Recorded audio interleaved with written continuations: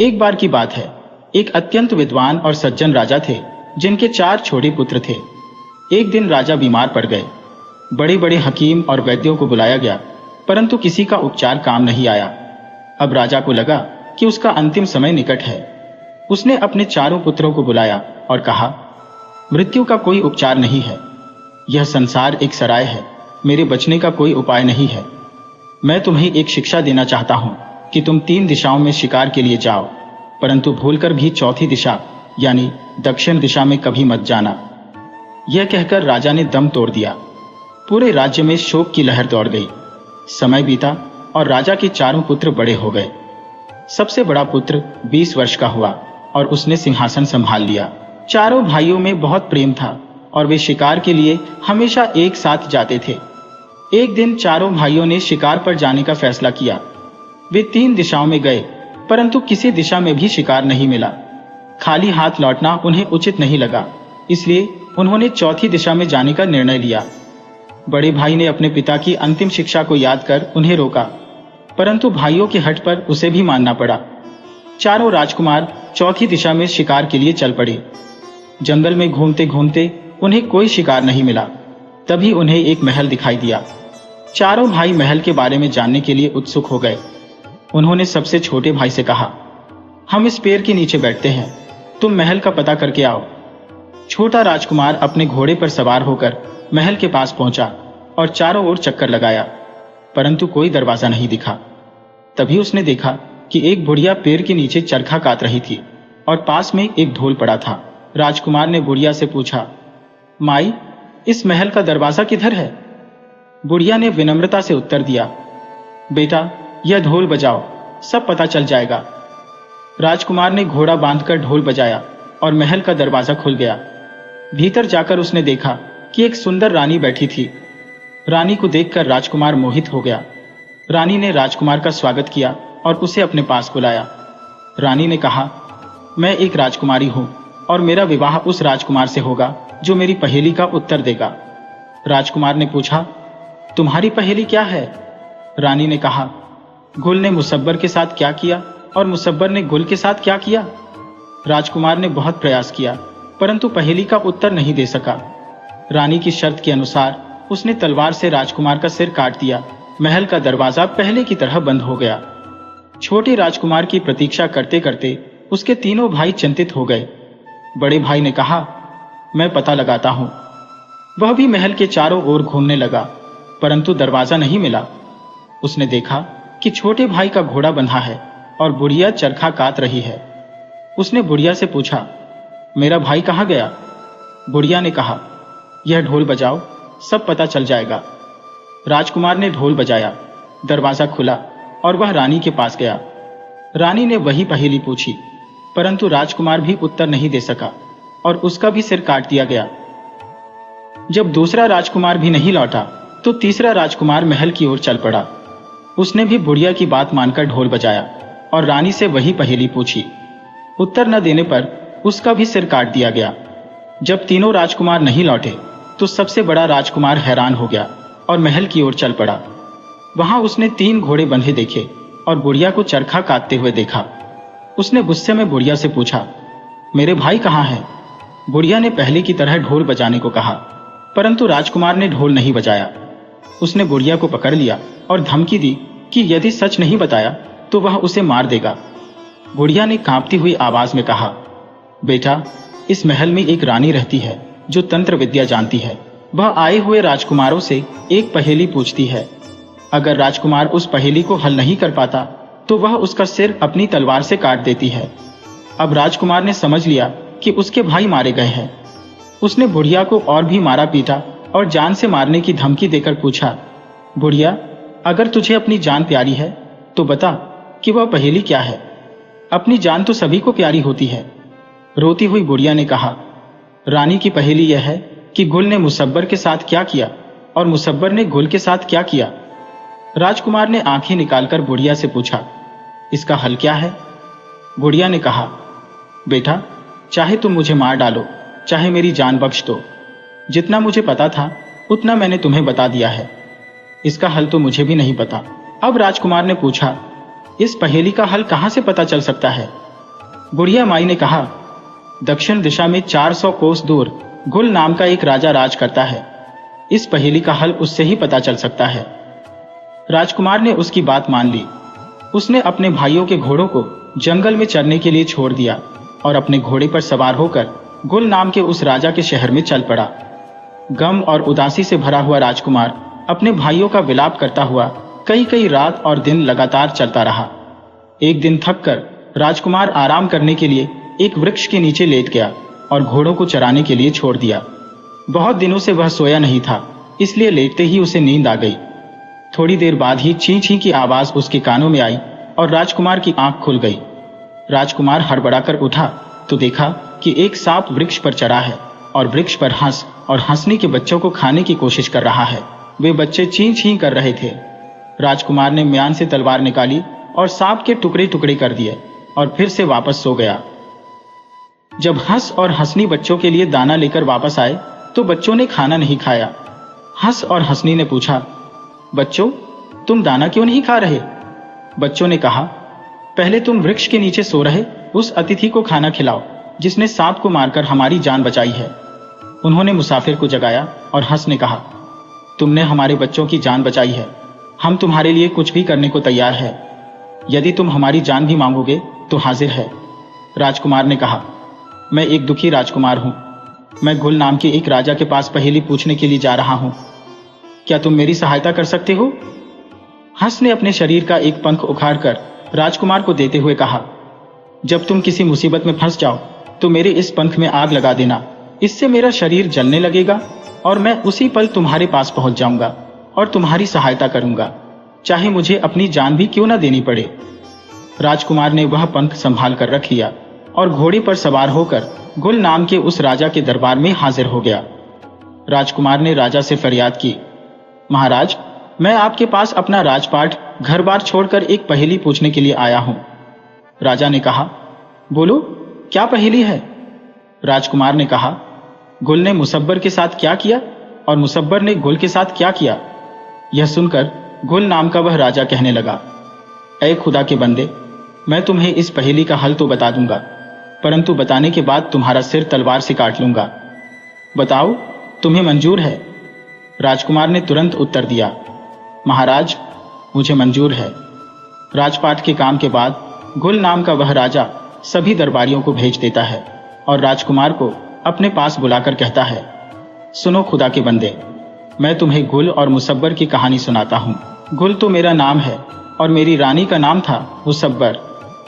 एक दिन आधी रात के समय मैं अचानक अपनी नींद से जाग गया तो मैंने देखा कि मेरी रानी पलंग पर नहीं थी। पलंग को खाली देखकर मैं बड़ा ही हैरान और परेशान हुआ, परंतु मैंने दिन में रानी से इस बारे में कुछ भी नहीं पूछा। दूसरे दिन भी मैं जानबूझकर खर्राटे मारने लगा। रानी ने श्रृंगार किया और एक बर्तन में मिठाई भरी और अंधेरी रात में महल से निकल गई। मैं भी तलवार लेकर दबे पांव उसके पीछे पीछे चल पड़ा। लंकी नाम की एक कुतिया भी मेरे पीछे चल पड़ी, जो कि मेरी पालतू थी। रानी शहर से बाहर एक साधु की कुटिया में चली गई। मैं छुपकर कुटिया के बाहर बैठ गया। रानी के अंदर जाते ही साधु ने बड़े ही रोब से कहा, तुमने इतनी देर क्यों कर दी? इसी पल मेरी कुटिया से बाहर हो जाओ। रानी ने हाथ जोड़कर कहा, मैं आगे से ऐसी गलती नहीं करूंगी। मुझे यह सुनकर बड़ा ही क्रोध आया और मैंने साधु पर तलवार से वार किया। असल में वह साधु तंत्र मंत्र जानता था और रानी के उसके साथ संबंध थे। साथ ही रानी उससे तंत्र मंत्र की शिक्षा भी ले रही थी। साधु ने अपनी शक्ति से मुझे नीचे गिरा दिया और मुझ पर हमला करने लगा। तभी मेरी पालतू कुतिया, जो कि मेरे पीछे पीछे आ रही थी, उसने पीछे से आकर साधु की टांग पकड़ ली और मैंने मौका पाते ही अपनी तलवार से साधु का वध कर दिया। स्त्रियों पर तलवार से वार करना वीरों को शोभा नहीं देता, इसीलिए मैंने उसी पल रानी को आदेश दिया, हे रानी, मेरे राज्य से बाहर निकल जाओ, मैं इसी वक्त तुम्हें छोड़ रहा हूं। अपनी बात सुनाते हुए गुल राजा की आंखें लाल हो रही थी। उसने कहा, मुसाफिर, यह है जो गुल ने मुसब्बर के साथ किया और मुसब्बर ने गुल के साथ किया। अब तुम ऐसा करो कि तुम्हें जो खाना पीना है खा लो। तुम परदेसी हो, तुम्हारा सिर मैंने कल सुबह काटना है। राजकुमार ने कहा, मैंने कुछ खाना नहीं खाना, परंतु मेरे दिल में एक इच्छा है कि मैं महल पर चढ़कर एक हुक्का पीऊं। गुल राजा यह बात मान गया। उसने आज्ञा देकर एक हुक्का तैयार करवाया और राजकुमार महल की छत पर चढ़कर हुक्का पीने लगा। तभी राजकुमार ने अपने पास छुपाया हुआ हंस का वह पंख निकाला और हुक्के की आग से उसे जला दिया। उसी समय वह हंस तेजी से राजकुमार के पास आ गया। उसने राजकुमार से कहा, तुम किसी मुसीबत में हो? राजकुमार ने कहा, क्या तुम मुझे यहां से ले जा सकते हो? हंस ने उसे शीघ्रता से अपनी पीठ पर बिठाया और वहां से उड़कर महल से बहुत दूर जंगल में जा पहुंचा। गुल राजा उसका मुंह ही ताकता रह गया और उसका कोई भी जोर न चल सका। राजकुमार के कहने पर हंस ने राजकुमार को उस महल के पास उतारा और नमस्कार करके वापस चला गया। राजकुमार उस बुढ़िया के पास गया और बोला, बताओ ढोल कहां पर है? बुढ़िया ने ढोल की तरफ इशारा किया। राजकुमार ने जोर से ढोल बजाया तो महल के दरवाजे खुले और राजकुमार भीतर चला गया। अंदर बैठी सुंदर रानी ने एक बार फिर से राजकुमार से वही पहेली पूछी और सोचने लगी कि यह मेरा नया शिकार है। रानी ने कहा, यदि तुम इस पहेली को हल करते हो तो तुम्हें मुझसे विवाह करना होगा, नहीं तो मैं तुम्हारा सिर कलम कर दूंगी। परंतु राजकुमार ने कहा, मुझे यह शर्त मंजूर नहीं है। मेरे घर पर पहले से ही मेरी रानी है, मुझे विवाह की कोई जरूरत नहीं है। मैं तो सिर्फ सिर की बाजी लगाना चाहता हूं। यदि मुझसे यह पहेली हल ना हुई तो तुम मेरा सिर कलम कर देना, नहीं तो मैं तुम्हारा सिर कलम कर दूंगा। रानी ने सोचा कि गुल और मुसब्बर की कहानी इसको क्या पता होगी, इसका पता तो सिर्फ मुझे अथवा मेरे पति गुल राजा को है। रानी ने पहेली बताई कि बताओ गुल ने मुसब्बर के साथ क्या किया और मुसब्बर ने गुल के साथ क्या किया। राजकुमार ने गुल और मुसब्बर की सारी कहानी उस रानी को सुना दी और फिर उसके बाद राजकुमार ने म्यान से तलवार निकाली। उसके दिल में अपने भाइयों का प्रतिशोध लेने का क्रोध भर आया। उसने कहा, पापिन रानी, मैं तुम्हारा सिर काटने लगा हूं। तुम तंत्र मंत्र जानती हो, वास्तव में बताओ कि तुम कौन हो। अब रानी के पांव के नीचे से जमीन खिसकने लगी। वह थर थर कांपने लगी। उसके सिर पर लटकती हुई तलवार को देखकर उसके आंसू बहने लगे। आज उसे अपने सभी गुनाह याद आ रहे थे। उसने कांपती हुई आवाज में कहा, राजकुमार, मैं ही मुसब्बर हूं, तुम मेरी जिंदगी बख्श दो। राजकुमार ने गरज कर कहा, पापिन रानी, तुमने जितने सिरों को काटा है उस हिसाब से तुम्हें जीवन दान कभी नहीं मिल सकता। राजकुमार, जो कि प्रतिशोध की अग्नि में जल रहा था, उसने एक ही झटके में रानी का सिर काट दिया। रानी का सिर काटते ही मानो चमत्कार हो गया। जितने भी सिर रानी ने काटे थे वे सभी लोग जिंदा हो गए, जिनमें राजकुमार के भाई भी थे। रानी का सिर काटते ही देखते वहां ना तो कोई महल बचा और ना ही चरखा, काटती हुई कोई बुढ़िया और ना ही वहां पर कोई ढोल था। यह सब रानी द्वारा ही अपने तंत्र मंत्र से रचा गया था और उसके मरते ही सब गायब हो गया। राजकुमार अपने भाइयों को लेकर अपने देश खुशी खुशी वापस लौट गया।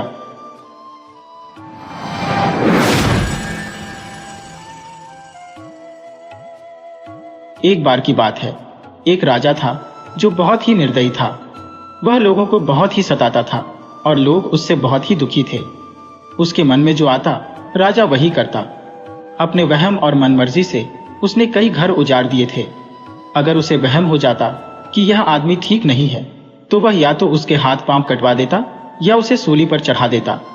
उसने इस प्रकार वहम में पड़कर किसी को फांसी पर लटका दिया, किसी को सूली पर चढ़ा दिया, किसी के हाथ पांव कटवा दिए, किसी को उम्र कैद की सजा दे दी, किसी को देश निकाला दे दिया और किसी का तो सारा परिवार ही कोलों में पिलवा दिया।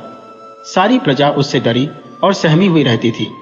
एक दिन परमात्मा की इच्छा हुई। राजा सुबह सुबह उठा और अपने बगीचे में टहलने के लिए चला गया। बगीचा महल के पास ही था। राजा ने देखा कि पश्चिम दिशा की ओर से 4 हंस आए और आकर उसके महल के ऊपर बैठ गए। राजा का मन हुआ कि हंसों को करीब से देखा जाए।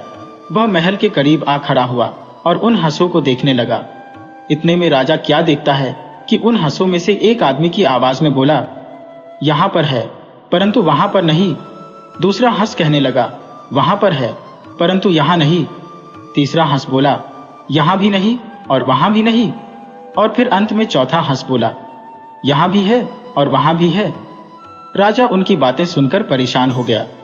इतनी बातें करके हंस उड़ गए। राजा अपने महल में आया परंतु उसे चैन नहीं आ रहा था। उसे हंसों की बातें परेशान कर रही थी।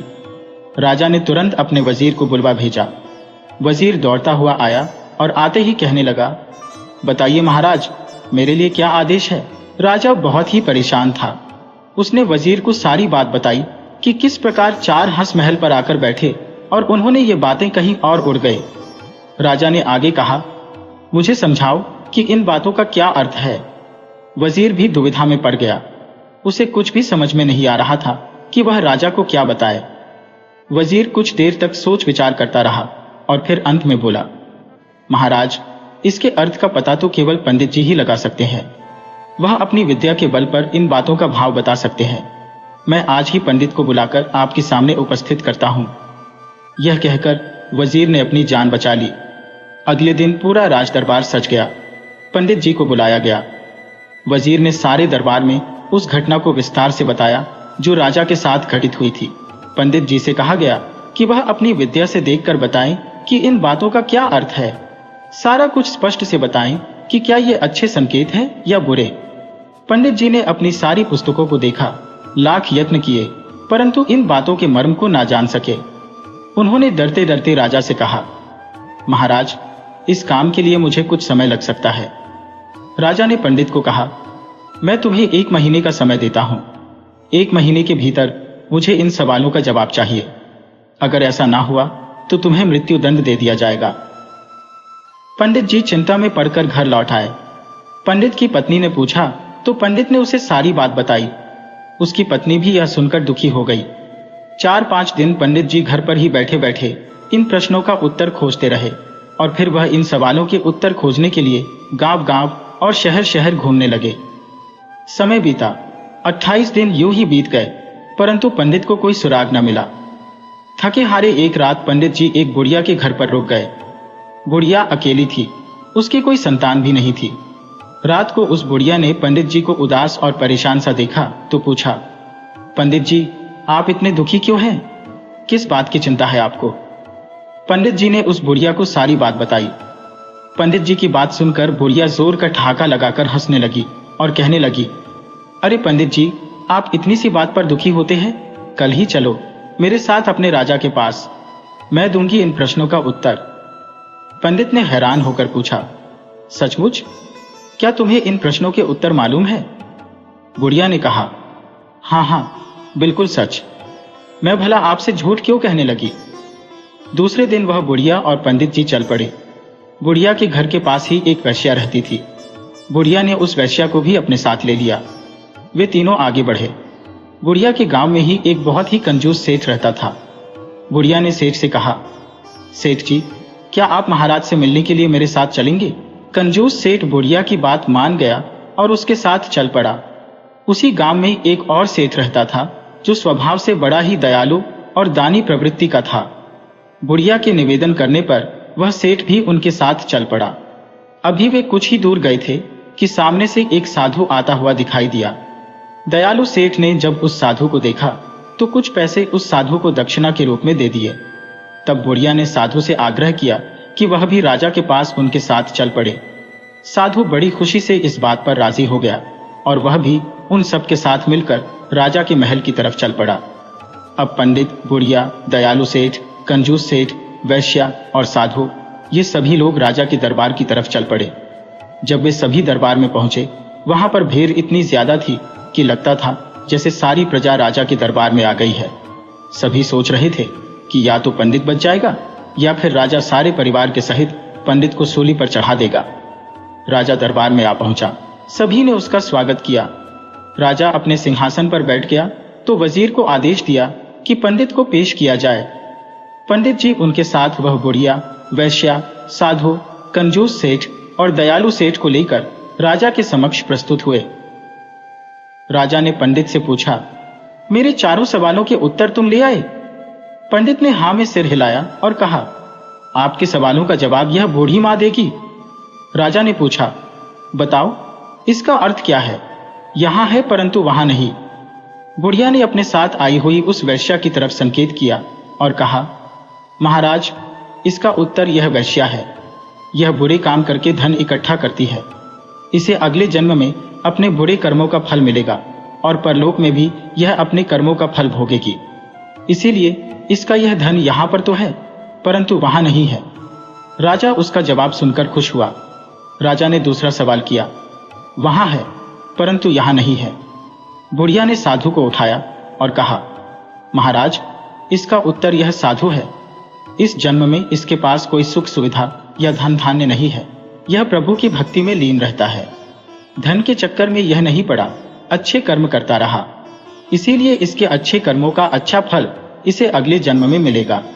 यानी इस जन्म में इसके पास धन नहीं है, परंतु इसके अच्छे कर्मों का फल धन के रूप में इसे परलोक में मिलेगा। इसीलिए यह वहां पर है, परंतु यहां पर नहीं है। राजा मुस्कुराया और कहने लगा, अब मैं तीसरा प्रश्न पूछता हूं। अच्छा, तो यह बताओ, यहां पर भी नहीं है और वहां पर भी नहीं है। इस बार बुढ़िया ने कंजूस सेठ को खड़ा किया और कहने लगी, महाराज, इसका उत्तर यह सेठ है। यह ना तो स्वयं खाते हैं और ना ही दान करते हैं। इसके पास बहुत धन है, परंतु यह उसका उपयोग नहीं करता। बस उसे बचाने और बढ़ाने की ही इन्हें चिंता बनी रहती है। इसीलिए ना यहां पर है और ना वहां पर। अब राजा ने अपना अंतिम प्रश्न किया, अच्छा, इसका अर्थ बताओ कि यहां पर भी है और वहां पर भी है। इस बार बुढ़िया ने दयालु सेठ को आगे कर दिया और कहा, आपके इस प्रश्न का उत्तर यह सेठ है। ये खुले दिल से खाता है और खुले दिल से दान दुखियों में अपना धन बांटता है, उनकी सेवा करता है। यह बड़ा ही दयालु है, धर्मपरायण है, दान पुण्य आदि कर्म करता है, जिसका फल इसे परलोक में और अपने अगले जन्म में मिलेगा। इसीलिए यह यहाँ पर भी है और वहां पर भी है। सारी बातें सुनकर राजा की आंखें खुल गईं। राजा ने खुश होकर बुढ़िया को बहुत ही धन दिया और साथ ही साथ पंडित जी की भी खूब तारीफ की। इस घटना का राजा के हृदय पर बहुत ही प्रभाव पड़ा। उसने भी अपने मन से निर्दयता निकालकर दयालुता को अपना लिया। अब वह बहुत ही दयालु, दान पुण्य की कर्म करने वाला, धर्म कर्म करने वाला बन गया था। अब वह दान दुखियों की सेवा करने लगा। उसकी सारी प्रजा सुखी और प्रसन्न हो गई।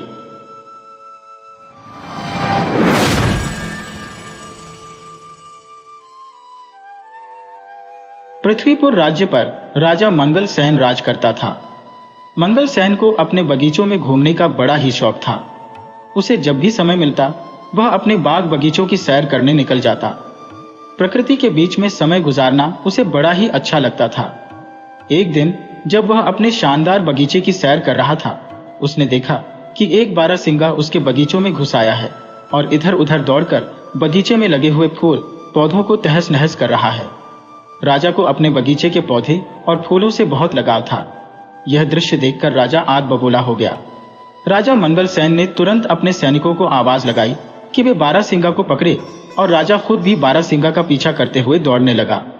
बारहसिंगा बगीचे से बाहर आ गया और राजा ने भी उसके पीछे अपना घोड़ा दौड़ा दिया। मंगल सेन बारहसिंगा का पीछा करते करते अपने राज्य की अंतिम सीमा तक आ गया, परंतु वह बारहसिंगा को न पकड़ सका। उछलता कूदता बारहसिंगा उसकी आंखों से ओझल हो गया। अब राजा मंगल सेन थक चुका था। उसकी वहां से आगे जाने की इच्छा नहीं हुई, सो वह वहीं पर रुक गया। मौसम बहुत गर्म था और राजा को प्यास भी लगने लगी। उसने नहाने की सोची।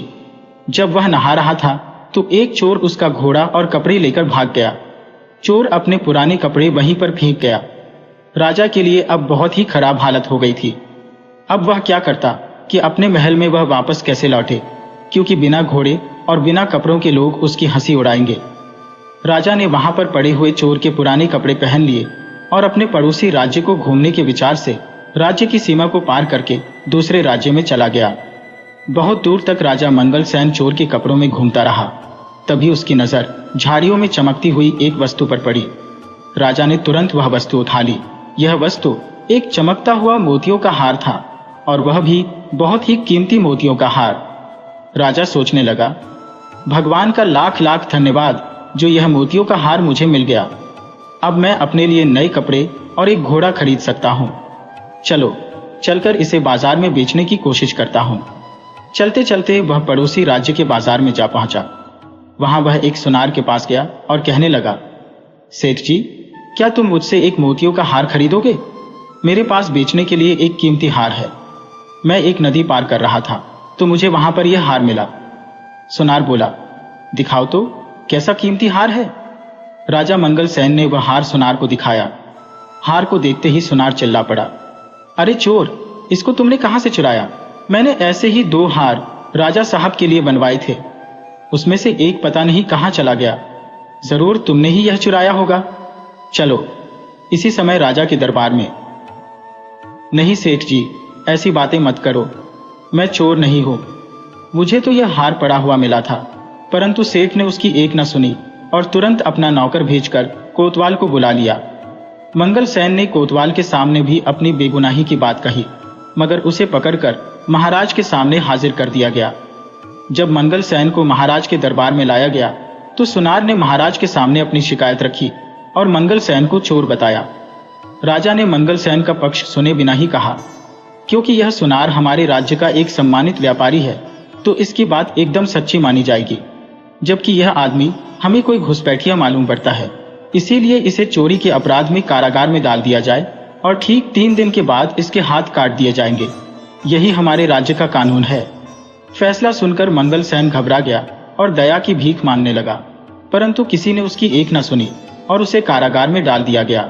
इस राज्य का राजा जितना बेरहम और अन्याय प्रिय था, उसकी रानी उतनी ही दयालु थी। जब रानी को यह सारी बात मालूम हुई तो उसने राजा से कहा, महाराज, आप इतना बेरहम हुक्म कैसे दे सकते हैं, जबकि इस मामले में कोई गवाह भी पेश नहीं किया गया और ना ही आपने उस अपराधी को अपना पक्ष रखने दिया।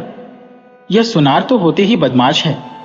आप तो जानते ही हैं कि यह पैसे के लिए कितना झूठ बोलते हैं और धोखा देते हैं। सच कहिए तो मुझे उस आदमी की बात पर पूरा विश्वास है। राजा ने उसे डांटते हुए कहा, जुबान संभाल कर बात करो। तुम्हें राजकाज के मामलों में दखल देने का कोई हक नहीं है। रानी बोली, मैं चुप नहीं रहूंगी। कुछ दिनों से मैं दरबार में आपका खराब व्यवहार देख रही हूं। आपके सलाहकार और मंत्री आपसे नाखुश है और आपकी जनता आपसे विद्रोह करने को तैयार है। अगर आप इसी रास्ते पर चलते रहे तो सारा राज्य बर्बाद हो जाएगा। रानी की बातें सुनकर महाराज का गुस्सा और भी भड़क गया, मानो आग में घी डाल दिया गया हो। उसने कहा, ठीक है, तुम्हें उस आदमी से इतनी हमदर्दी है तो मैं तुम्हें उसी के पास पहुंचा देता हूं। राजा ने सैनिकों को आदेश दिया कि रानी को भी उस चोर के साथ कैद खाने में डाल दिया जाए। सैनिक यह सुनकर चौंक पड़े। वे चाहते तो नहीं थे, परंतु राजा के हुक्म का पालन करना उनकी मजबूरी थी। सैनिकों ने रानी को मंगल सेन के साथ उसी कारागार में डाल दिया। मंगल सेन ने जब रानी को अपने कारागार में देखा तो आश्चर्यचकित रह गया। रानी ने उसे पूरी बात बताई। अब मंगल सेन और रानी दोनों को ही एक दूसरे से हमदर्दी हो गई थी। वो रात दोनों ने जाग कर बिताई। कारागार के कुछ सैनिक रानी के वफादार थे, जबकि वे महाराज से नाखुश थे। अगली रात रानी अपने वफादार सैनिकों की मदद से मंगल सेन को साथ लेकर कारागार से फरार हो गई। दोनों भागकर राज्य से दूर एक जंगल में जा पहुंचे और झोपड़ी बनाकर वहां रहने लगे। मंगल सेन को कारागार में बहुत यातनाएं दी गई थी, जिसकी वजह से वह अस्वस्थ रहने लगा था। रानी ने उसकी बहुत सेवा की, जब तक कि मंगल सेन ठीक नहीं हो गया। जल्दी ही रानी मंगल सेन को पसंद करने लगी। मंगल सेन ने भी रानी के प्यार का बदला प्यार से ही दिया और दोनों ने विवाह कर लिया। मंगल सेन जंगल से लकड़ियां काटकर बेचने लगा, जिससे कि वह अपना जीवन निर्वाह करने लगे थे। कुछ महीनों बाद मंगल सेन की पत्नी ने एक सुंदर बालक को जन्म दिया। एक दिन की बात है, जब मंगल सेन की पत्नी जंगल में कुछ फल तोड़ने गई हुई थी तो उसका पति और बच्चा सोए हुए थे। अपने बच्चे को वह मंगल सेन की निगरानी में छोड़ गई थी। घुटनों के बल चलते चलते बच्चा नजदीक के ही एक कुएं के पास जा पहुंचा और कुएं में गिर गया। जब मंगल सेन की आंख खुली तो बच्चे को वहां न पाकर वह बहुत ही दुखी हुआ। वह तो बिल्कुल पागल सा ही हो गया और चिल्ला चिल्लाकर रोने लगा। कहने लगा, लगता है कि मेरे बच्चे को किसी जंगली जानवर ने खा लिया है। अब मैं क्या करूं? इसकी मां को मैं क्या मुंह दिखाऊंगा? शाम के समय जब उसकी पत्नी जंगल से लौटी तो यह जानकर वह भी दुखी हुई कि उसका बच्चा वहां पर नहीं था। पर वह एक बहुत ही बहादुर और समझदार स्त्री थी, इसीलिए उसने खुद भी धीरज रखा और अपने पति को भी समझाया, हमारी किस्मत में ऐसा ही लिखा हुआ था, आप दुख मत कीजिए। रात के समय मंगल सेन सो नहीं सका। वह अपने बच्चे के बारे में ही सोचता रहा और उसी को याद करता रहा। यह उसके लिए अच्छा ही हुआ कि वह सो न पाया, क्योंकि रात के तीसरे पहर 2 पक्षी उनके दरवाजे पर लगे हुए एक पेड़ पर आकर बैठ गए और आपस में बातें करने लगे। एक पक्षी ने कहा, दोस्त देखो, दुनिया में कितनी मुश्किलें हैं। जरा देखो, इस आदमी के साथ क्या हुआ। इसे अपना देश छोड़ना पड़ा और बेचारा दूसरे देश में भिखारी की तरह रह रहा है, जहां इसे बड़े अन्यायपूर्ण ढंग से सजा दी गई और अब यह अपने सुंदर से बेटे के दुख में परेशानगी है। इसका बेटा कल दोपहर से ही इस कुएं में गिर गया था। दूसरा पक्षी बोला, इन बेचारे लोगों को क्या क्या परेशानियां उठानी पड़ी, क्या इनके लिए कुछ किया नहीं जा सकता? पहला पक्षी बोला, हाँ, किया जा सकता है। अगर मंगलसेन इस कुएं में कूद जाए तो वह आसानी से अपने बच्चे को बचा सकता है, क्योंकि वह बच्चा अभी भी कुएं में जिंदा है। राजा मंगलसेन ने उन दोनों पक्षियों की बातें सुनी तो उसे सुनकर बड़ा ही आश्चर्य हुआ और खुशी भी हुई। जैसे ही सुबह हुई, उसने अपनी पत्नी को जगाया और उससे रात वाली बात बताई और उसकी सलाह मांगी। रानी बोली, आप पक्षियों की बातें मानकर कुएं में कूद जाइए। राजा उसी समय कुएं में कूद गया और उसने अपने बच्चे की जान बचा ली। इस घटना के कुछ दिनों बाद जब मंगलसेन और रानी सो रहे थे तो अचानक कुछ आहट सुनकर वे चौंक गए। बाहर देखा तो कुछ सैनिकों ने उन्हें घेर रखा था। वे भय के मारे कांपने लगे कि शत्रु राजा ने उन्हें फिर से पकड़ने के लिए सैनिक भेजे हैं। परंतु तभी मंगलसेन का एक पुराना मंत्री उसके सामने आया और अपने राजा को प्रणाम करते हुए कहा, महाराज, आखिर हमने आपको ढूंढ ही लिया।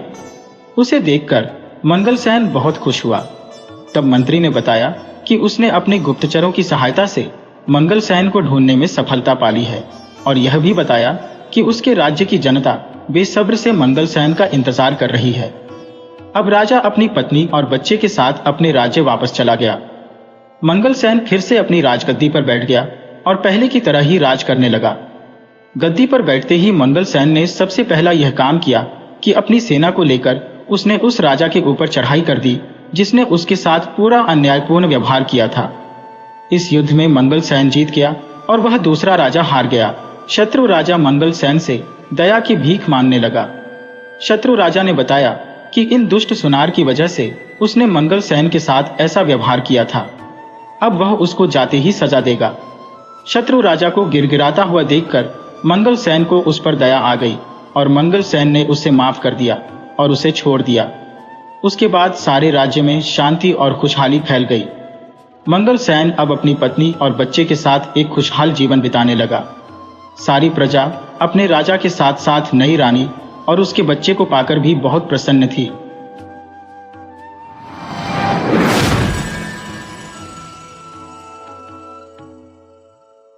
बात बहुत ही पुरानी है।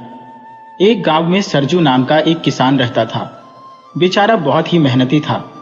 सारा दिन वह अपने खेतों में हल चलाता रहता, लेकिन फिर भी उसकी आमदनी बहुत ही कम थी। उसकी एक इच्छा थी कि उसके पास कुछ अशर्फियां हो जिन्हें वह एक थैली में रखे और यह कह सके कि यह उसकी मेहनत की कमाई है। लेकिन उसकी यह इच्छा कभी पूरी ना हो सकी। एक साल ऐसा भी आया जब किसान की फसल बहुत ही अच्छी हुई थी।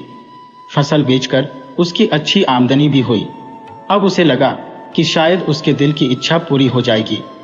जब साल के आखिर में पूरा हिसाब किताब हुआ तब उसे पता चला कि उसके पास कम से कम 400 अशर्फियां बच गई हैं। इन्हें वह एक थैली में रख सकता है और यह कह सकता है कि यह उसकी मेहनत की कमाई है। सरजू बहुत ही खुश हुआ और वह एक दर्जी के पास गया। दर्जी को उसने एक सुंदर सी थैली सिलने के लिए कहा। जब थैली बनकर तैयार हो गई तो सरजू ने अशर्फियां उसमें डाल दी और अपने घर में एक सुरक्षित जगह पर रख दी। अब सरजू प्रतिदिन उन अशर्फिया को निकालता, उन्हें गिनता और खुश होता।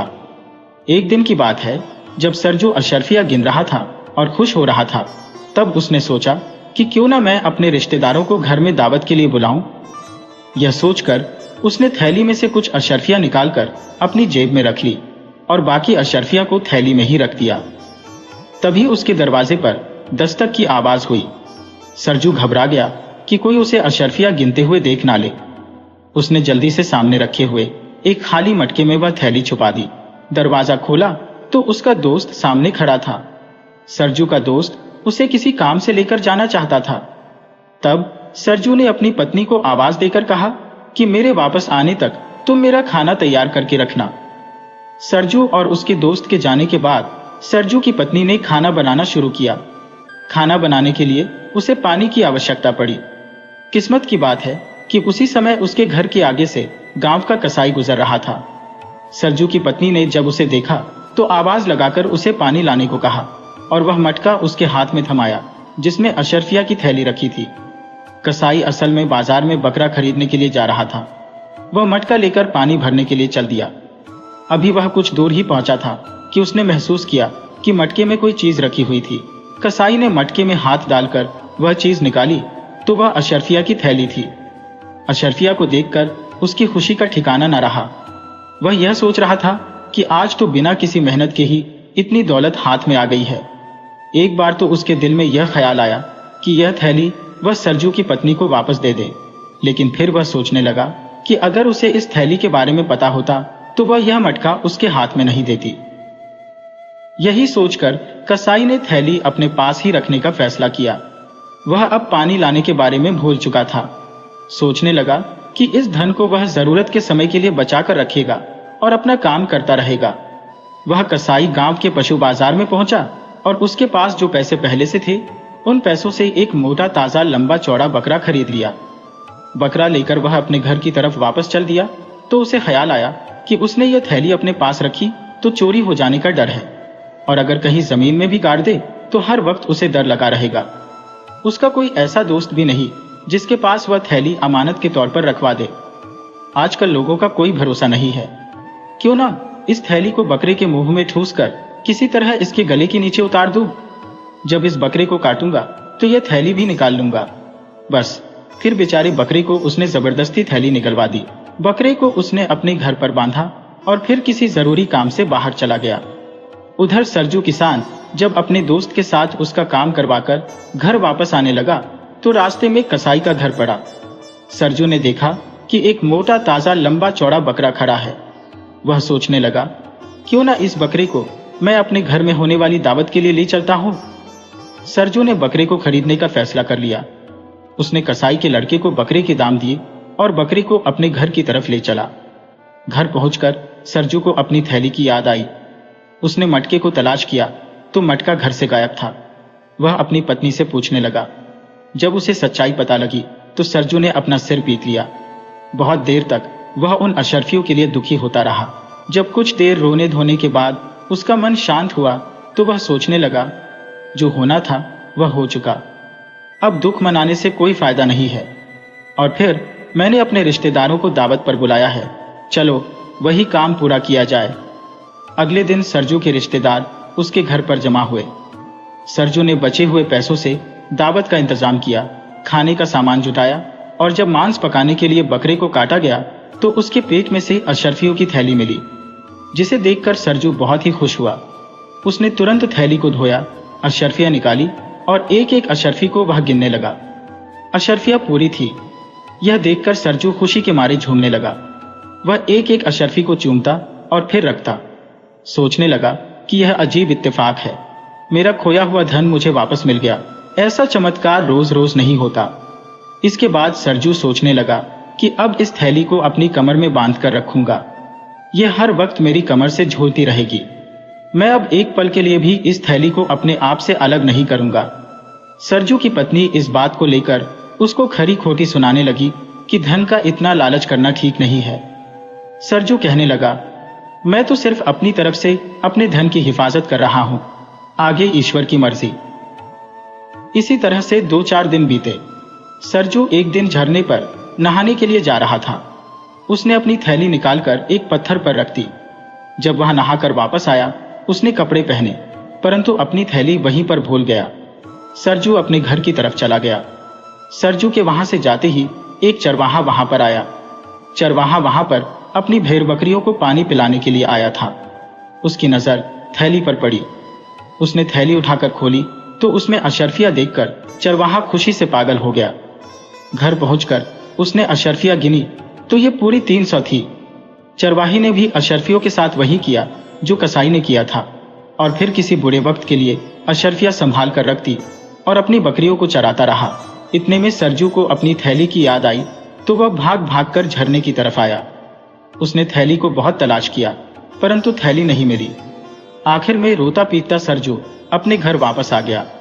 जब उसने अपनी पत्नी को थैली के गुम हो जाने के बारे में बताया तो पत्नी ने सरजू को खूब खरी खोटी सुनाई। कहने लगी, तुम अशरफिया को हर समय अपनी छाती से लगाए रखते थे, जबकि मेरी और घर की किसी भी जरूरत का तुम ख्याल नहीं करते थे। ना ही तुमने उन अशरफियों में से कभी किसी गरीब को कोई दान दिया, इसीलिए तुम्हारे साथ ऐसा हुआ।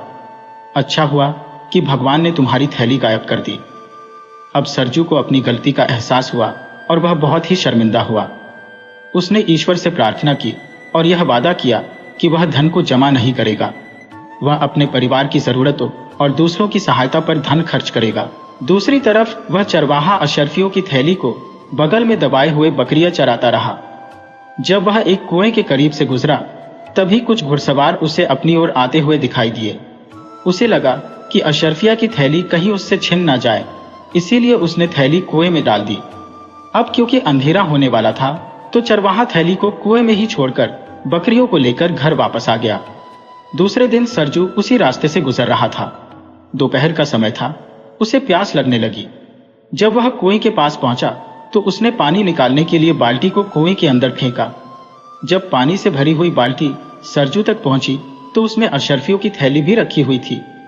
थैली को देखते ही सरजू की आंखों में चमक आ गई। सरजू ने अपने आप को संभाला और ईश्वर का लाख लाख धन्यवाद करने लगा। वह वापस अपने घर पहुंचा। घर पहुंचकर उसने अपनी पत्नी को सारी बात बताई। सरजू ने जब उन अशरफियों की गिनती की तो वह पूरी 300 थी। वह सोचने लगा कि जितना धन मेरा खोया था उतना ही मुझे वापस मिल गया। अब जो वादा मैंने किया था उसे पूरा करूंगा। इसमें से उसने कुछ अशरफियां अपने बाल बच्चों पर खर्च की, कुछ दीन दुखियों की सहायता के लिए खर्च की। इस तरह से उसने 200 अशरफियां खर्च कर दी। उधर जब चरवाहा कुएं में से थैली निकालने के लिए गया तो थैली वहां पर मौजूद नहीं थी। यह देखकर चरवाहे की आंखों के आगे अंधेरा छाने लगा। वह रात दिन इसी दुख में परेशान रहने लगा। असल में वह चरवाहा सरजू का ही एक दूर का रिश्तेदार था। एक दिन जब वह सरजू के गांव में आया तो वह सरजू के घर गया। सरजू उसे देखकर बड़ा ही खुश हुआ। उसने चरवाहे को खाना खिलाया और फिर दोनों बातें करने लगे। लेकिन सरजू ने महसूस किया कि चरवाहा बहुत ही परेशान और दुखी नजर आ रहा था। जब सरजू ने इसका कारण पूछा तो चरवाहा कहने लगा, ईश्वर ने एक बड़े ही लंबे समय के बाद मुझे कुछ धन दिया था। मैंने उस धन को कुएं में रख छोड़ा था, लेकिन बाद में वह धन वहां से गायब हो गया। सरजू यह सुनकर बड़ा ही दुखी हुआ। वह उस वक्त उठकर किसी बहाने से अंदर गया और अपनी पत्नी को सारा माजरा कह सुनाया। सरजू कहने लगा, हमारे पास जो धन बचा है वह इस चरवाहे को दे देते हैं। इस तरह से सरजू ने बची हुई 100 अशरफिया चरवाहे को वापस दे दी। अशरफिया लेकर चरवाहा खुशी खुशी वहां से चला गया। वापस अपने घर लौटकर वह सोचने लगा कि अब मैं इन अशरफियों को बहुत ही सुरक्षित रखूंगा ताकि दोबारा से ऐसी घटना ना हो। चरवाहे के पास एक मोटी सी लकड़ी थी जिससे वह बकरियों को हाँकता था। लकड़ी का एक हिस्सा खोखला करके चरवाहे ने उसमें अपनी अशरफियां रख दी। एक दिन वह चरवाहा नदी के किनारे खड़ा था। अचानक उसकी लकड़ी छूटकर नदी में जा गिरी और बहुत कोशिश करने के बावजूद भी वह लकड़ी चरवाहे के हाथ में ना आई। लकड़ी नदी में बहते बहते आगे बढ़ती गई। यह नदी सरजू के गांव से होकर गुजरती थी। उस वक्त सरजू नदी में नहा रहा था। उसने देखा कि एक मोटी सी लकड़ी उसकी तरफ आ रही थी, तो उसने वह लकड़ी पकड़ ली और घर ले आया। घर आकर सरजू ने देखा कि उसकी पत्नी चूल्हे पर बैठी हुई खाना बना रही थी और ईंधन खत्म होने वाला है। सरजू ने लकड़ी के 2 टुकड़े किए और उन्हें चूल्हे में डालने ही वाला था कि अचानक अशरफियां छन छन करती हुई नीचे गिर पड़ी। उसने अशरफियां गिनी तो पूरी 100 थी। सरजू ने ईश्वर का धन्यवाद किया और कहा, हे ईश्वर, मेरे नुकसान की भरपाई हो गई है। एक बार फिर से सरजू दिल खोलकर खर्च करने लगा। कुछ दिनों के बाद वही चरवाहा एक बार फिर से सरजू के घर आया। इस बार भी वह दुखी नजर आ रहा था। सरजू ने एक बार फिर से उसके दुखी होने का कारण पूछा तो चरवाही ने सारी घटना उसे सुना दी। सरजू ने जब पूरी घटना विस्तार से पूछी तो पता चला कि वह अशरफियां उसने एक झरने से उठाई थी।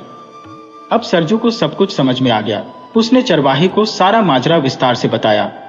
चरवाहा बहुत ही हैरान था और कहने लगा, चलो अच्छा ही हुआ, जिसका धन था उसके पास वापस लौट गया। इसीलिए कहा भी गया है कि मेहनत से कमाया हुआ धन कभी बेकार नहीं जाता। इस तरह से सरजू और चरवाहा दोनों ने इस घटना से सबक सीखा।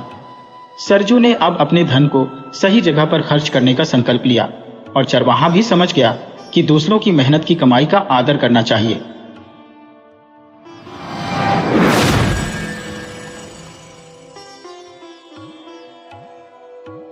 बाबू अनाथ बंधु कॉलेज में पढ़ते थे, परंतु कई वर्षों से वे निरंतर फेल हो रहे थे। उनके रिश्तेदारों का विचार था कि इस वर्ष वे जरूर पास हो जाएंगे, पर इस वर्ष उन्होंने परीक्षा देना ही उचित ना समझा। इसी वर्ष बाबू अनाथ बंधु का विवाह हुआ था। भगवान की कृपा से उनकी वधू बहुत ही सुंदर और अच्छे चरित्र वाली थी, जिसका नाम विंध्यवासिनी था। विंध्यवासिनी बाबू अनाथ बंधु के साथ विवाह करके बहुत खुश थी और अपने पति को ही सर्वोत्तम समझती थी।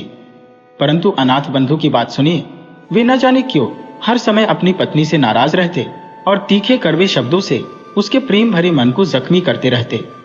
अनाथ बंधु कॉलेज में पढ़ने के दौरान अपनी ससुराल में ही रहते थे। परीक्षा का समय आया, किंतु उन्होंने परीक्षा दिए बगैर ही कॉलेज छोड़ दिया।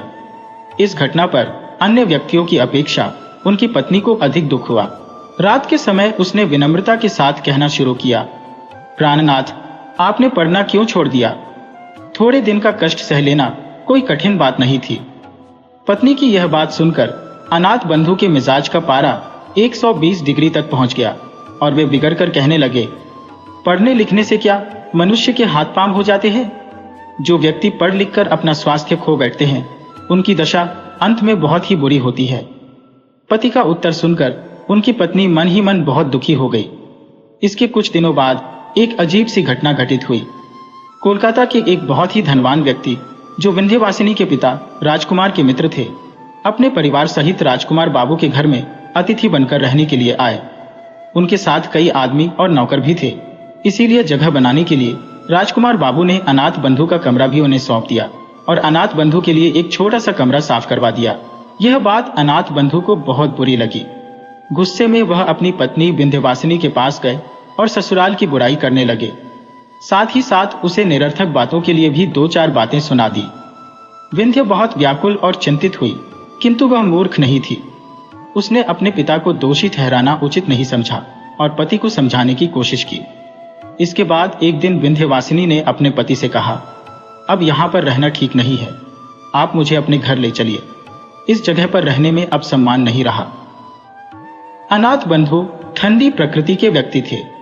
अपने घर पर कष्ट से रहने की बजाय अपने ससुराल का अपमान सहना उन्होंने अच्छा समझा था। इसलिए वे आनाकानी करने लगे, किंतु उनकी पत्नी ने जिद पकड़ ली और कहने लगी, यदि आप जाना नहीं चाहते तो मुझे अकेली भेज दीजिए, कम से कम मैं ये अपमान नहीं सह सकती। इस पर अनाथ बंधु विवश होकर घर जाने को तैयार हो गए। चलते समय माता पिता ने विंध्यवासिनी से कुछ दिन और रुकने के लिए कहा, किंतु विंध्यवासिनी ने कुछ उत्तर न दिया। यह देखकर माता पिता के हृदय में शंका हुई। उन्होंने कहा, बेटी विंध्य, यदि हमसे कोई ऐसी बात हो गई हो तो उसे भूल जाना। विंध्य ने नम्रतापूर्वक पिता के मुंह की ओर देखा और फिर कहने लगी, पिताजी, हम आपका ऋण कभी उतार नहीं सकते, हमारे दिन सुख से बीते हैं। कहते कहते विंध्य का गला भर आया और उसकी आंखों से आंसू बहने लगे। इसके पश्चात उसने हाथ जोड़कर माता पिता से विदा ली और सबको रुलाते हुए पति के साथ चली गई। विंध्य ने पहली बार कलकत्ता नगर से बाहर कदम रखा था। उसके ससुराल एक गांव में था, परंतु ससुराल में भी वह बहुत ही प्रसन्न रहने लगी।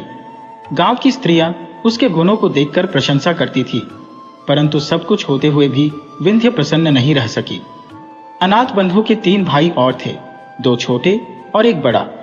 बड़े भाई प्रदेश में 50 की नौकरी करते थे, जिससे अनाथ बंधु के घर बार का खर्च चलता था। छोटे भाई अभी स्कूल में पढ़ते थे। बड़े भाई की पत्नी श्याम को इस बात का बड़ा ही घमंड था कि उसके पति की कमाई से सबको रोटी मिलती है, इसीलिए वह घर के कामकाज को हाथ ना लगाती थी। कुछ दिनों बाद बड़े भाई छुट्टी लेकर घर आए। रात को श्याम ने पति से भाई और भाभी की शिकायत की।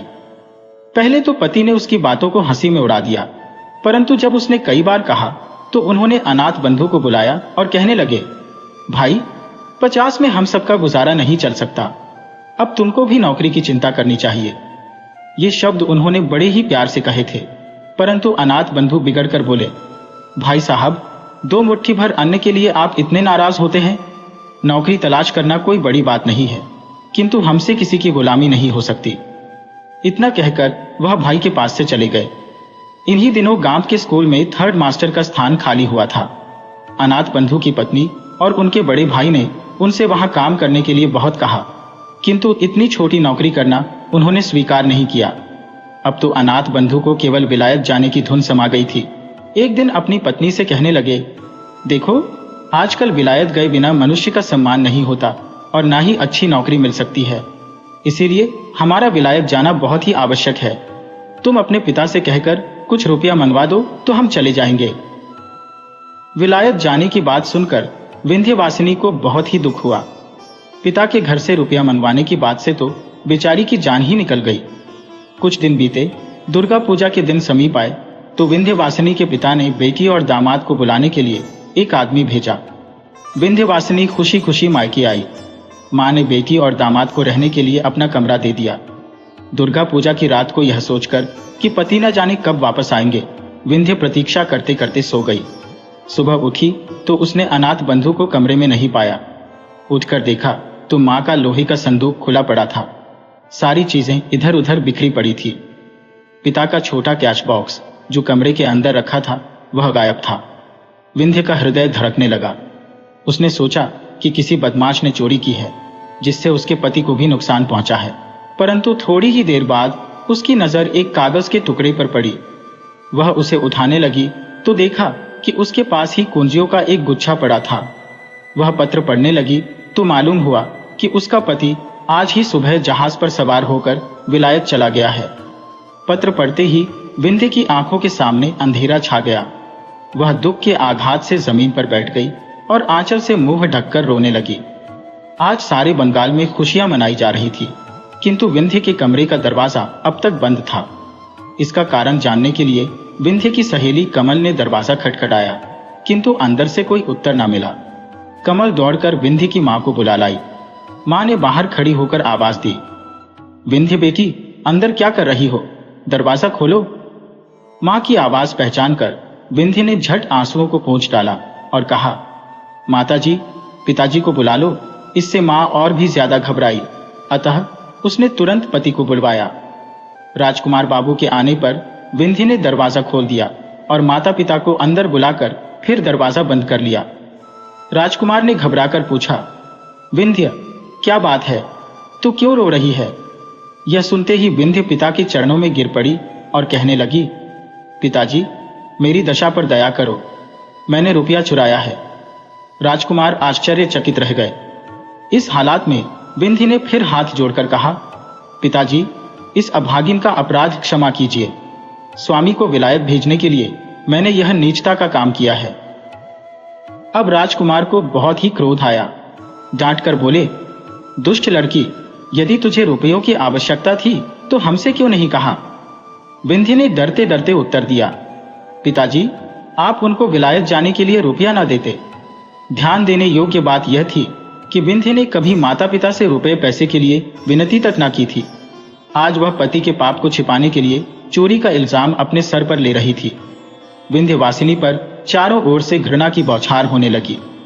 बेचारी सब कुछ सुनती रही, किंतु उसने मुंह नहीं खोला। बहुत ही ज्यादा गुस्से में राजकुमार बाबू ने अपनी बेटी को ससुराल वापस भेज दिया। इसके बाद समय बीतता गया, किंतु अनाथ बंधु ने विंध्य को कोई पत्र ना लिखा और ना ही अपनी मां की कोई सुध ली। परंतु जब आखिरकार सारे रुपए जो उनके पास थे खर्च हो गए तो वे बहुत ही घबराए और विंध्य के पास एक तार भेजकर पैसों की मांग की।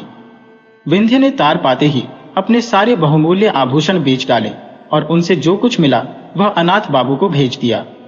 अब क्या था, जब भी रुपयों की आवश्यकता होती वह झट से विंध्य को लिख देते और विंध्य ने जिस तरह बन पड़ा अपने बचे आभूषण बेचकर उनकी आवश्यकताओं को पूरा किया।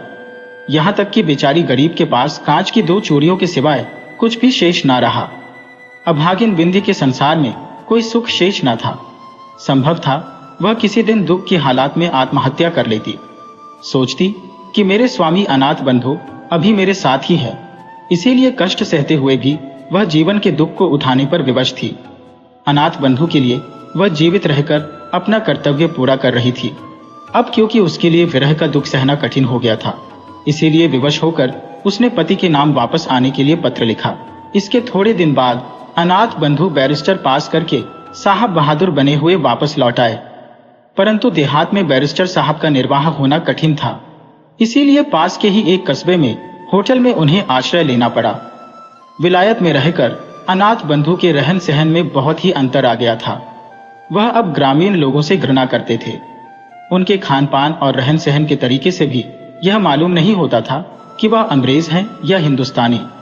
विंध्य यह सुनकर बड़ी ही प्रसन्न हुई कि स्वामी बैरिस्टर बनकर लौट आए हैं। इसके कुछ दिनों के बाद एक बहुत ही दर्द भरी घटना घटित हुई। बाबू राजकुमार अपने कुटुंब सहित नाव पर सवार होकर काशी जा रहे थे। वह नाव दुर्घटनाग्रस्त हो गई।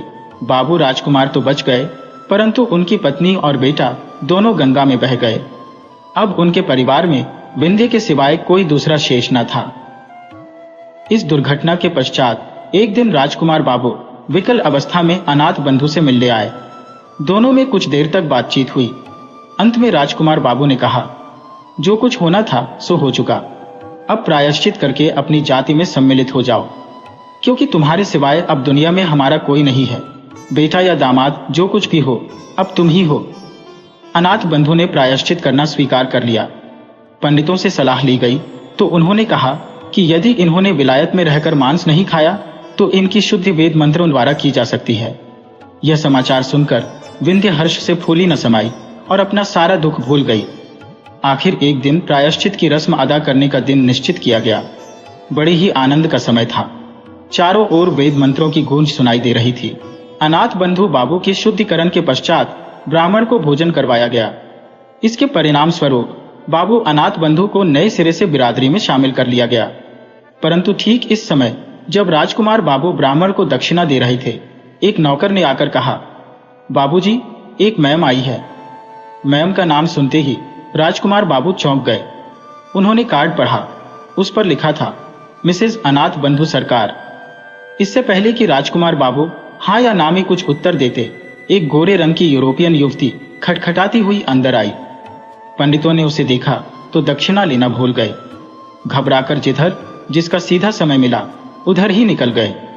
इधर मैम साहिबा ने जब अनाथ बंधु को ना देखा तो वह परेशान होकर उनका नाम लेकर आवाज देने लगी। इतने में अनाथ बंधु कमरे से बाहर निकले। उन्हें देखते ही मैम साहिबा माय डियर कहकर झट उनसे लिपट गई। यह देखकर घर के पुरोहित भी अपना आसन संभालकर विदा हो गए। उन्होंने पीछे मुड़कर ना देखा। ये सब देखकर सबको समझते देर न लगी कि यह विलायती मैम बाबू अनाथ बंधु की पत्नी है, जिससे उन्होंने विलायत में शादी की थी।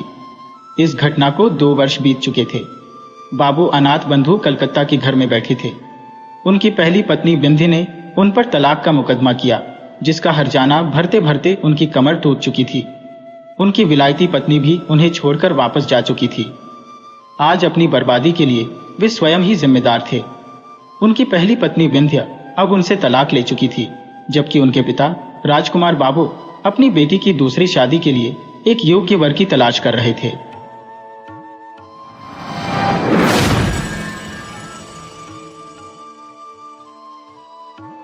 प्रीतमपुर गांव में सत्तू नामक एक किसान रहता था, जिसके घर में कोई संतान नहीं थी। उसके विवाह को कई साल गुजर चुके थे।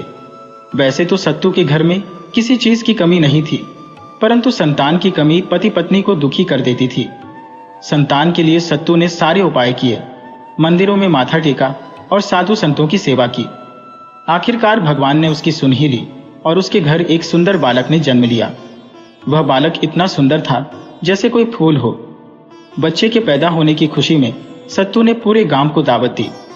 जब बालक अभी 2-3 दिन का ही था और माँ उसके साथ खेल रही थी, तो अचानक माँ ने महसूस किया कि बालक के मुख से कुछ सुगंध आ रही है, परंतु अगले ही पल वह सुगंध गायब हो गई। माँ ने इसे अपना वहम समझा, परंतु कभी कभी जब वह बच्चे के साथ खेलती तो उसने गौर किया कि बच्चा जब जब हंसता है उसके मुख से चमेली के फूल की खुशबू आती है। उसने यह बात अपने पति को बताई। पहले तो सत्तू ने अपनी पत्नी की बात पर विश्वास नहीं किया, परंतु जब उसने खुद भी अनुभव किया कि बच्चे के हंसने पर उसके मुख से चमेली की खुशबू आती है, तो वह भी आश्चर्यचकित रह गया। अपने बच्चे के इस विशेष गुण पर पति पत्नी बहुत ही खुश थे। आखिरकार उन्होंने बच्चे का नाम रखा चमेली राजा, क्योंकि उसके हंसने पर चमेली की खुशबू आती थी। धीरे धीरे यह खबर आस पड़ोस के लोगों को पता चली और चमेली राजा की प्रसिद्धि आसपास के गांवों में ही नहीं बल्कि पूरे राज्य में फैल गई। धीरे धीरे चमेली राजा बड़ा होने लगा। वह जहां भी जाता उसके विशेष गुण के कारण लोग उसका बड़ा सत्कार करते समय बीतता गया और चमेली राजा अब जवान हो चुका था। वह किसान का बेटा था, इसीलिए खेती किसानी करके ही अपने माता पिता का निर्वाह करता था। एक सुबह की बात है, जब चमेली राजा अपने खेतों में काम कर रहा था तो अचानक कुछ सैनिकों ने उसे घेर लिया और कहा कि उसे राज्य के राजा ने बुलाया है। चमेली राजा इस अचानक हुई घटना से घबरा गया। उसने पूछा, आखिरकार मेरा कसूर क्या है जो आप लोग मुझे राजा के पास ले जाना चाहते हैं? सैनिकों ने कहा, हम नहीं जानते, हमें तो राजा की आज्ञा है कि तुम्हें पकड़कर उनके सामने पेश किया जाए। डरे और घबराए हुए चमेली राजा को राजा के सैनिक ले गए और राजा के सामने पेश कर दिया। राजा ने बड़े स्नेह भाव से कहा, हमने सुना है कि तुम जब हंसते हो तो तुम्हारे मुख से चमेली की सुगंध निकलती है और पूरे वातावरण को महका देती है। हम तुम्हारे इस गुण की पुष्टि करना चाहते हैं और साथ ही साथ यह अद्भुत घटना देखना भी चाहते हैं, इसीलिए हमारा आदेश है कि तुम हंसो। चमेली राजा एकदम से सन्न रह गया। उसने कभी यह कल्पना भी नहीं की थी कि इस प्रकार का आदेश उसे मिलेगा। उसने अनेक प्रयास किए किंतु विफल रहा। उसे हंसी आई ही नहीं। हंसी तो प्राकृतिक रूप से अपने आप ही आती है, तभी चमेली की सुगंध फैलती है, वरना नहीं। राजा ने उसे अनेक प्रकार से उत्साहित किया, धन और इनाम का लालच भी दिया, परंतु चमेली राजा को हंसी नहीं आई। अब महाराज को क्रोध आने लगा। उन्होंने कहा, या तो तुम मेरे आदेश की अवहेलना कर रहे हो या फिर तुम में कोई विशेष गुण नहीं है और तुम्हारे बारे में सब बातें झूठी हैं। खैर, कारण जो भी हो, तुम्हें इसकी सजा मिलेगी और तुम्हें कारागार में रखा जाएगा। राजा ने आदेश दिया कि उसे नगर से बाहर बने हुए विशेष कारागार में बंद कर दिया जाए और पहरेदार को खबरदार कर दिया जाए कि यदि किसी कारण से उसे हंसी आ जाए तो तुरंत मुझे सूचना दी जाए। सैनिकों ने चमेली राजा को नगर के बाहर बने हुए एक विशेष कारागार में बंद कर दिया। चमेली राजा बेचारा कारागार में बहुत उदास था। वह सोचने लगा कि उसे कभी उम्मीद भी नहीं थी कि जिस गुण के कारण उसे हर जगह सम्मान मिलता है, आज उसी गुण के कारण उसे कारागार में सड़ना पड़ रहा है। बेचारा सारी रात कारागार में करवटें बदलता रहा। उसे नींद नहीं आई। कारागार के पास ही एक झोपड़ी थी जिसमें कोई युवक रहता था। कारागार की खिड़की से वह झोपड़ी साफ दिखाई देती थी और वहां की आवाजें भी सुनाई देती थी। अब चमेली राजा के पास कारागार में कोई काम तो नहीं था, तो अक्सर वह खिड़की से उस झोपड़ी को देखता रहता। अगली रात को उसने देखा कि जब घना अंधकार छा गया तो महल की तरफ से कोई औरत उस झोपड़ी में आई। औरत की वेशभूषा से लगता था कि वह रानी है। जब चमेली राजा ने उसे देखा तो वह रानी ही थी। रानी ने झोपड़ी का दरवाजा खटखटाया और झोपड़ी के अंदर चली गई। रानी रोज उस झोपड़ी में आती और रात के अंतिम प्रहर में वापस लौट जाती। चमेली राजा उस युवक का चेहरा तो नहीं देख पाता था, किंतु दीपक के प्रकाश में इतना अवश्य पता चलता था कि वह हमेशा रानी का इंतजार करता था। चमेली राजा ने सोचा कि महाराज को यह बात बता देनी चाहिए, परंतु अपने प्रति महाराज के व्यवहार को देखकर वह चुप ही रहा। एक रात की बात है, रानी को आने में कुछ देर हो गई। युवक झोपड़ी के अंदर कुछ बेचैन सा इधर उधर चक्कर काट रहा था। जब रानी आई तो उसने क्रोध में उसे मारना शुरू कर दिया। रानी चुपचाप मार खाती रही। कहते हैं, प्यार में प्रेमी की मार भी फूलों सी लगती है। कुछ प्रेमिकाओं को तो प्रेमी की मार भी आनंदित करती है। खैर, जब युवक का गुस्सा शांत हो गया तब रानी ने उसका हाथ पकड़कर बिठाया और साथ में लाई हुई मिठाइयां उसे खिलाने लगी। युवक को अपने क्रोध पर अब पछतावा हो रहा था। उसने रानी से कहा, मुझे माफ कर दो प्रिय, मिलन में विलंब से मेरी बुद्धि खराब हो गई थी और मैंने तुम्हारे फूलों जैसे शरीर को क्षति पहुंचाई। रानी ने कहा, नहीं प्रियतम, क्षमा मत मांगो। तुम्हारे लात, घूंसे और हाथों के स्पर्श से मुझे असीम आनंद की अनुभूति होती है। मुझे लग रहा था मानो मैंने सारे जहां की सैर कर ली। झोपड़ी के पिछवाड़े एक धोबी बैठा हुआ था। युवक और रानी की बातों को वह सुन रहा था। असल बात यह थी कि उस धोबी का गधा खो गया था। उसे ढूंढते ढूंढते जब वह थक गया और सुस्ताने के लिए झोपड़ी के पिछवाड़े जा बैठा, उसने जब रानी के मुंह से सुना कि मैंने सारे जहां की सैर कर ली तो वह चौंक उठा। धोबी को लगा कि इस औरत ने जब सारे जहान की सैर कर ली है तो अवश्य ही कहीं न कहीं उसका गधा भी देखा होगा। वह उठकर झोपड़ी के दरवाजे पर आया और दस्तक देने लगा। दरवाजा रानी ने खोला। धोबी उससे कहने लगा, आपने सारे जहां की सैर की है, यदि कहीं पर मेरा गधा देखा हो तो बताने का कष्ट करें, मैं उसे ढूंढने में अपने आप को असमर्थ पा रहा हूं। चमेली राजा कारागार की खिड़की से यह सारा तमाशा देख और सुन रहा था। धोबी की बात सुनकर वह खिलखिलाकर हंसने लगा। इतना हंसा कि हंसी रुकने का नाम ही नहीं ले रही थी। जब प्राकृतिक हंसी का फव्वारा फूटा तो चारों तरफ चमेली की सुगंध फैलती चली गई। पहरेदार तुरंत राजमहल की तरफ दौड़े और महाराज को यह खुशखबरी सुनाई। यह चमत्कार देखने के लिए स्वयं महाराज और राजमहल के लोग कारागार की तरफ दौड़ पड़े। इसके बाद अगले दिन महाराज ने चमेली राजा को अपने दरबार में प्रस्तुत होने का आदेश दिया। जब चमेली राजा महाराज के सामने आया तो महाराज ने उससे उसके हंसने का कारण जानना चाहा। चमेली राजा बिल्कुल चुप रहा, परंतु बार बार राजा के कहने पर उसने कहा, महाराज, यदि आप मेरी जान की सलामती का वचन दे तो मैं आपको पूरी घटना बता सकता हूं। राजा ने कहा, ठीक है, हम वचन देते हैं, तुम पूरी बात हमें बताओ। इसके बाद चमेली राजा ने सारी घटना विस्तार से महाराज को कह सुनाई। सारी घटना सुनकर महाराज को अपने व्यवहार पर पश्चाताप हुआ। उसने चमेली राजा को कैद से मुक्त कर दिया और बहुत सा इनाम देकर सम्मान पूर्वक उसे विदा किया। अपनी रानी को दूसरे पुरुष से संपर्क रखने के कारण कारागार में डाल दिया। अब चमेली राजा के पास बहुत सी धन दौलत थी और वह अपने माता पिता के पास आ गया। कुछ दिनों बाद ही चमेली राजा का विवाह एक बड़ी ही सुंदर युवती से कर दिया गया और वह आनंद पूर्वक अपना जीवन बिताने लगा।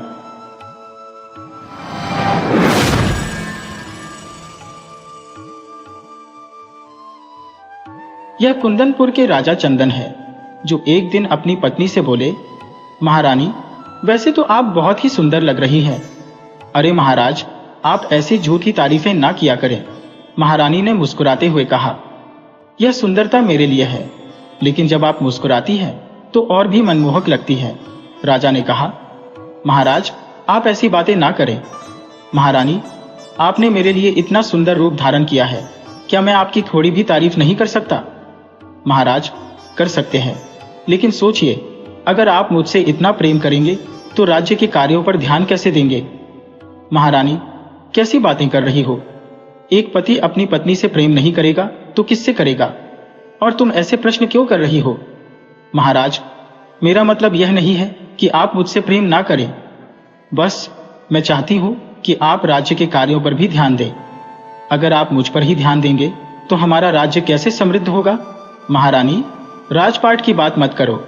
जब मैं तुम्हारे पास आता हूं तो बस तुम्हारी मुस्कान देखना चाहता हूं, सारी थकान मिट जाती है। महाराज, आप ठीक कहते हैं। महाराज और महारानी एक दूसरे से अनंत प्रेम करते थे, इसलिए वे बहुत खुश रहते थे। एक दिन महाराज कहीं जा रहे थे और महारानी ने उनसे कहा, महाराज सुनिए। हाँ, बताओ क्या कहना चाहती हो? महाराज, बस मैं आपसे यह कहना चाहती हूं कि जिस भी युद्ध के लिए जा रहे हैं, सावधानी बरतें, क्योंकि आपका जीवन मेरे जीवन से जुड़ा है। अगर आप स्वस्थ रहेंगे तभी मैं भी खुश रहूंगी। महारानी की बात सुनकर महाराज प्रसन्न होकर महल से निकल गए। इधर महारानी बहुत चिंतित हो गईं और सोचने लगी, महाराज मेरे लिए इतना करते हैं, मुझसे इतना प्रेम करते हैं, लेकिन जब मैं अपनी बीमारी के बारे में बताऊंगी तो महाराज बहुत चिंतित हो जाएंगे। महारानी को एक ऐसी बीमारी हो गई थी जिसका इलाज पूरी धरती पर कहीं नहीं था। इसके कारण महारानी दिन ब दिन रोने लगी, लेकिन महाराज को कभी पता नहीं चलने दिया। एक दिन महाराज महारानी के पास आए और देखा कि वह रो रही थी। अरे, तुम रो क्यों रही हो? आंसू क्यों बहा रही हो? तुम्हें किसी प्रकार का कष्ट तो नहीं है?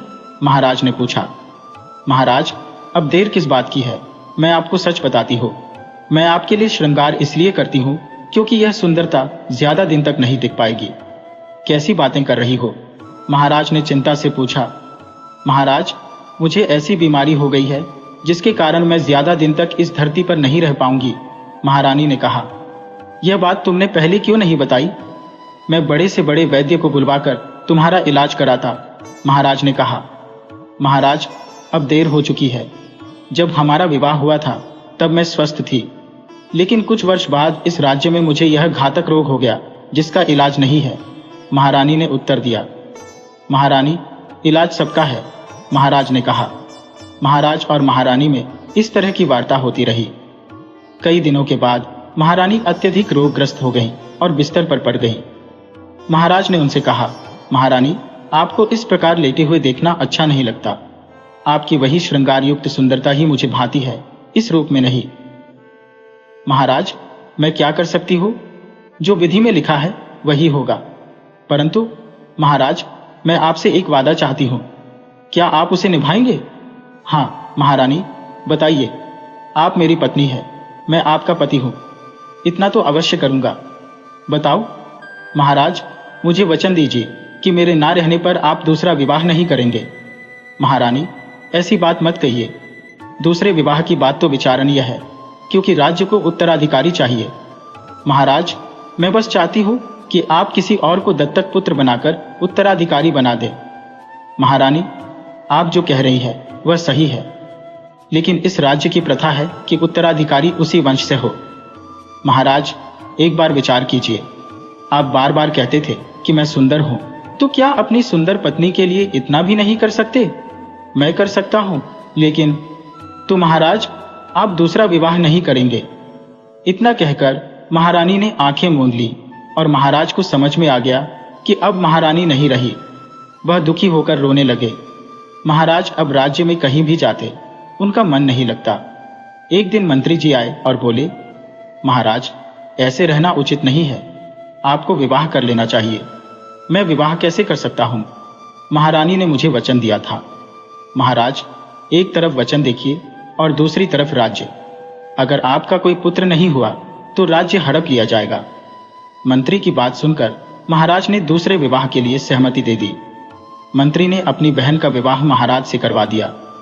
विवाह के बाद महारानी ने पूछा, महाराज, आप इतनी चिंता में क्यों डूबे रहते हैं? मैंने अपनी पहली पत्नी से वचन दिया था कि दूसरा विवाह नहीं करूंगा, परंतु मैंने वह वचन तोड़ दिया। एक राजा के नाते वचन का महत्व बहुत होता है। महाराज, आपने जो किया वह राज्य के कल्याण के लिए था। राज्य को महारानी और उत्तराधिकारी की आवश्यकता थी। आपने अपने दायित्वों का पालन किया है, इसलिए चिंता मत कीजिए। महाराज, आपको चिंता में नहीं डूबना चाहिए, इससे आपको कष्ट होगा। महारानी की बात सुनकर महाराज प्रसन्न होकर रहने लगे। कई वर्ष बीत गए और महाराज को उत्तराधिकारी के रूप में एक पुत्री का जन्म हुआ, जो अत्यंत सुंदर थी। वर्षों के बाद वह पुत्री बड़ी हो गई और एक दिन अपने पिता के पास आई और बोली, पिताजी, पिताजी। हाँ पुत्री, बताओ क्या कहना चाहती हो? पिताजी, कुछ पूछने से पहले मैं जानना चाहती हूँ कि आपकी पहली रानी का नाम क्या था? तुम यह क्यों जानना चाहती हो? खैर, उसका नाम प्रभा था। वह मेरी प्रसन्नता का कारण थी, लेकिन मैंने उससे किया वचन तोड़ दिया। पिताजी, जिसे आप देख रहे हैं वह मैं प्रभावती हूँ। इस जन्म में मैं आपकी पुत्री बनकर आई हूँ। मुझे सब कुछ याद है। आपने मेरे साथ किया वचन नहीं निभाया। बेटा, मैंने यह कैसे किया होता? राज्य को उत्तराधिकारी चाहिए था। पिताजी, मैं आपकी पुत्री हूँ, इसलिए कुछ नहीं कह रही। बस इतना कहना चाहती हूँ कि वचन की पूर्ति करनी चाहिए थी। बेटा, उत्तराधिकारी के बिना राज्य नहीं चल सकता था, इसलिए मैंने विवाह किया। तुम हुई और मैं सुखी रहने लगा। लेकिन तुम कैसे सिद्ध कर सकती हो कि तुम मेरी पूर्व पत्नी हो? पिताजी, जब मैं इस धरती से गई थी तब मैंने गुलाबी रंग का कपड़ा पहना था। यह सही है, और यह बात मैंने किसी को नहीं बताई, तुम्हारी मां को भी नहीं। फिर कुछ और बताओ। जब आप मेरे पास आते थे तो मैं प्रसन्न होकर श्रृंगार करती थी। आप मुझे देखते थे और मैं आपको निहारती थी। तुम सही कह रही हो। मैं जान गया कि तुम मेरी पूर्व पत्नी हो, लेकिन अब तुम मेरी पुत्री हो और मैं तुम्हारा पिता हूं, इसके सिवा कुछ नहीं। पिताजी, आपने राज्य के लिए वचन निभाया। हाँ, वचन निभाना महत्वपूर्ण था। राज्य के कल्याण के लिए किया गया वचन ही उचित होता है। राज्य को बेरियों से नहीं चलाया जा सकता। महाराज ने यह स्वीकार कर लिया कि उन्होंने राज्य के हित में वचन निभाया था। उन्होंने समझा कि वचन देने से पहले उसके प्रभावों पर विचार करना आवश्यक है। इसी कारण उनकी पूर्व पत्नी ने इस जन्म में उनकी पुत्री के रूप में जन्म लिया।